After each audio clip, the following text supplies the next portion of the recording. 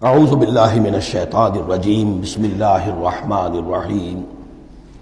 اب تیسرے حصے میں اس قرآن کی تعلیم عام، تعلیم بالغان کا جو ایک نظام قائم کیا گیا اس کا ذکر ہے۔ جمعہ کیا ہے اصل میں؟ اب رہ گئی رسم ادا روح بلالی نہ رہی، فلسفہ رہ گیا تلقین غزالی نہ رہی۔ یہ جمعہ کیا ہے؟ یہ حزب اللہ کا ہفتے وار اجتماع ہے۔ کمیونسٹوں کو بھی ایجاد کرنے پڑے تھے ہفتے وار اجتماع، ہفتے وار اجتماع، اسٹڈی سرکلز۔ اس لیے کہ انقلابی کارکن کے ذہن میں جب تک اس کا نظریہ تازہ نہ رہے وہ قربانی کیسے دے گا؟ قربانی تو ہر لحظہ آئے گی، ہر آن آئے گی، قدم قدم پر آئے گی۔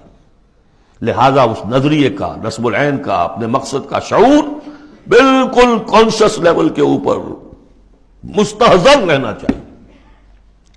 لہذا اجتماعات، اب ظہر کی نماز کی بجائے جمعہ، وہاں 4 فرض یا 2 کر دیے، 2 کی جگہ خطبہ۔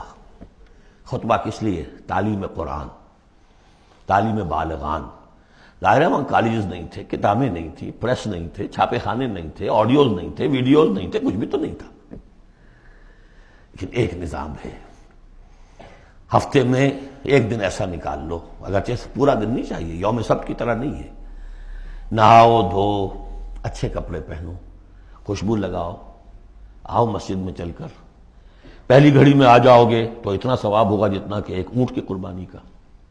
ہم نے آنکھوں سے دیکھا ہوا بچپن میں 7-8 بجے کے قریب مسجدوں کے اندر ہجوم ہوتے تھے، لوگ پہنچ جاتے تھے گاؤں سے، اس لیے گاؤں میں جمعہ ہوتا نہیں تھا۔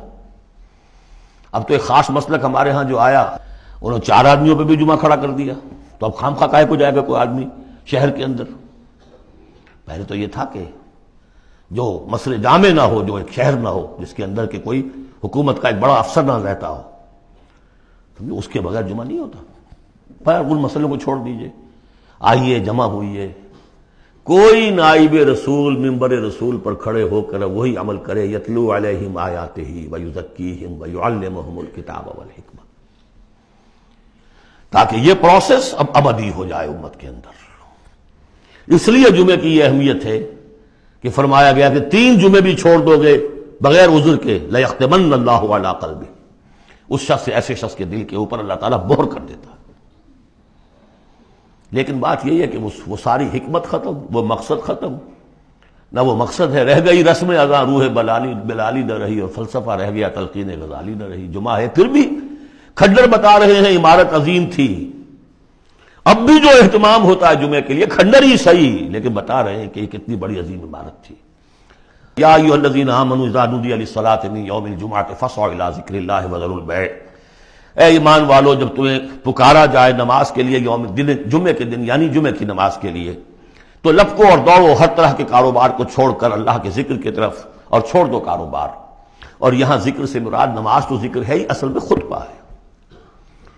ذالکم خیر لکم ان کنتم تعلمون، یہی تمہارے لیے بہتر ہے اگر تم علم رکھتے ہو۔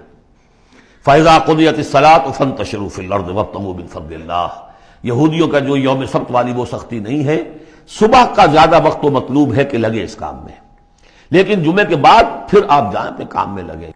جب نماز ادا ہو چکے تو اب تم زمین میں منتشر ہو سکتے ہو، اور جاؤ اللہ کا فضل تلاش کرو۔ ابتغوا من فضل اللہ واذکروا اللہ کثیرا لعلکم تفلحون، اور اللہ کو یاد کرو کثرت سے تاکہ تم فلاح پاؤ۔ وَإِذَا رَأَوْا تِجَارَةً، اب یہ دیکھیے یہ بھی کمزوری آ گئی جو مسلمانوں کے اندر ایک پیدا ہوئی تھی، اس کا طرف اشارہ کر دیا گیا اس صورت میں بھی۔ جب انہوں نے دیکھا کوئی تجارت کا معاملہ یا کوئی اور کھیل کود، انفضوا الیہا، تو خاص منافقین جو تھے وہ دوڑ کے چلے جاتے تھے، وترکوک قائما، اور آپ کو چھوڑ جاتے تھے کھڑے ہوئے۔ اور اس لیے کہ عام خیال یہ ہے کہ عام طور پر پہلے جو ہے خطبہ جیسے عیدین میں بعد میں ہوتا ہے، ایسے ہی جمعے کا خطبہ بھی بعد میں ہوتا ہے۔ سمجھا انہوں نے نماز تو ہو گئی، چلو۔ فرمایا نہیں، قل ما عند اللہ خیر من اللہو والتجارہ، ان سے کہہ دیجئے جو اللہ کے پاس ہے وہ کہیں بہتر ہے اس کھیل کود سے بھی، تجارت سے بھی۔ واللہ خیر الرازقین، اور اللہ بہترین رزق عطا کرنے والا ہے۔ صدق اللہ۔